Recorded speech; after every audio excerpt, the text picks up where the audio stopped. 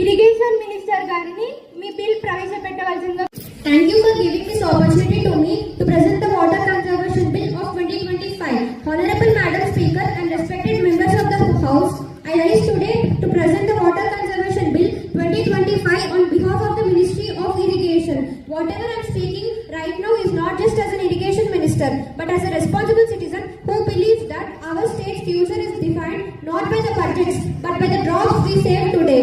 Adhyaksha, water is the most precious resource our nation possesses. Water is the heartbeat of our state, but today that heartbeat is becoming weak. So this bill is not just a law, but a responsibility, a promise and a duty. Roads pay, sports pay, IT pay, infrastructure pay kanna mundu water paine manam main priority pettalani bhavistunnanu.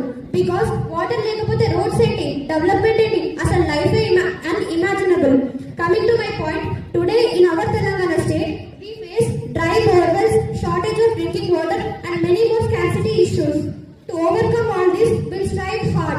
And firstly, Adhyaksha, from this year onwards, every government building, every school, hospital and every new house construction must install rainwater harvesting pits.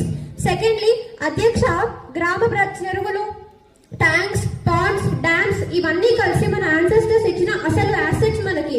But now, today, all these are polluted, neglected and ignored. So under this bill, all lakes will be cleaned, all tanks will be repaired. Thanks. నగరాల్లో కొన్ని ప్రాంతాలు నీటి కాలువలు చాలా పెద్దగా ఉన్నాయి. వాటిపై traffic ని తగ్గించడానికి పడవ ప్రయాణం సదుపాయం కలిగిస్తారా? వచ్చారు పడవ ప్రయాణం కాదు సాచాలి. పాత పాలకులలాగా డబ్బులు నీటి పాలు చేయకుండా నిజంగా రైతులకు ఉపయోగపడేలా నీటిని అందిస్తాం. గౌరవనీయులైన క్వశ్చన్స్ ఉన్నాయా?